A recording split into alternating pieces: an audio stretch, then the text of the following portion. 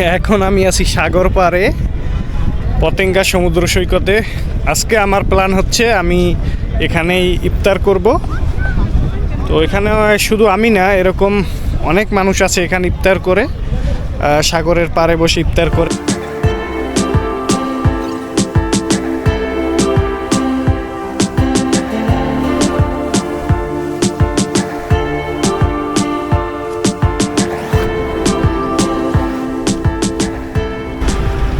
আমার এখানে ভালো লাগার কারণ হচ্ছে ঢেউগুলো, সাগরের ঢেউগুলো যখন বড় বড় পাথরের সাথে এসে বাড়ি খায় তখন খুবই ভালো লাগে দেখতে, যেটা বলে বোঝানো যাবে না। যার মায়ায়, যার টানে আমি বারবার ছুটে আসি এখানে।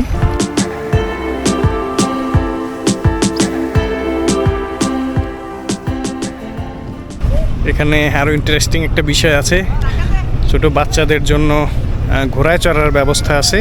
অবশ্য চাইলে ছোট বাচ্চারা না, বড়রাও এখানে ঘোড়ায় চড়তে পারে। তো ম্যাক্সিমাম সবাই ছোট বাচ্চারাই চড়ে, ওরা একটু আনন্দ পায়।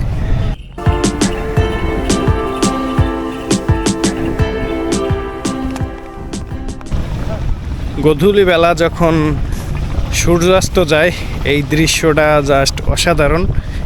এটা দেখার জন্য অনেক দূর দূরান্ত থেকে মানুষ আসে, যা সূর্যাস্তটা দেখবে এটার জন্য। কারণ যখন সূর্যাস্ত হয় তখন এই সাগর একটা অপরূপ সৌন্দর্য ধারণ করে, যেটা দেখার জন্য অনেকেই আসে এখানে। ইফতারের বাকি অল্প কিছু সময়, তো এখন একটা দোকানে চলে আসছি ইফতার করার জন্য।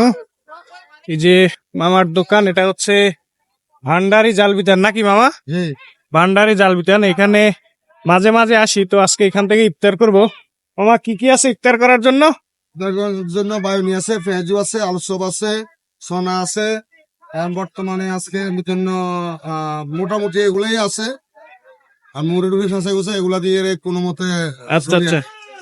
তো এই দোকানে আমি মাঝে মাঝে খেতে আসি, এখানের খাবারটা অনেক ভালো আছে, স্বাদ আছে।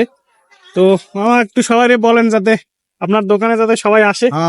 আমার অনুরোধ রইল, আপনারা সবাই আমার মোহাম্মদ নুরুল ইসলাম ভান্ডারি জালবিদান দোকানে আপনারা আসবেন। যদি আমার যতটুকু আপনাদের ফেসবুক করার সুযোগ পাই, ততটুকু আপনাদের জন্য আমি ফেসবুকে নিয়োজিত থাকবো। ওকে ওকে, ধন্যবাদ। তো সবাই আসবেন, এটা হচ্ছে ভান্ডারি জালবিতান। তো আজকে এখান থেকে ইফতার করব। ইফতারের সময় অলরেডি হয়ে আসছে। ভাই কি ইফতার করছেন? না ভাই, করবেন? বসে যান আমাদের সাথে, একসাথে করি সবাই আর কি। না আমাদের গাড়ি আছে। আচ্ছা, কোথা থেকে আসছেন আপনারা? চাঁদপুর থেকে আসছি। ওরে আল্লাহ, তো অনেক দূরে থেকে আসছেন না? পিকনিকের জন্য না? না, আমার মামা একজন বাইরে গেছিল, এয়ারপোর্টে দিয়ে। ভাই ভাই, আচ্ছা আচ্ছা, ওকে ঠিক আছে। সালাম। তো ইফতারি চলে আসছে। আজকে ভালো লাগতেছে, কারণ আজকে একটু ডিফারেন্ট ওয়েদারে ইফতারি করতেছি। আমি একটু যদি দেখাই যে আমি কোন ওয়েদারে আজকে ইফতারি করতেছি।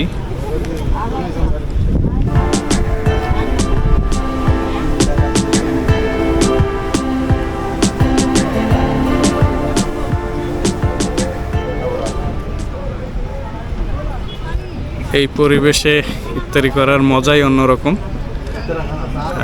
এর আগে কখনো করা হয়নি, আজকে হঠাৎ মনে হলো যে যাই আজকে একটু ভিন্ন পরিবেশে ইফতারি করি। তো এই উদ্দেশ্য করেই আসা।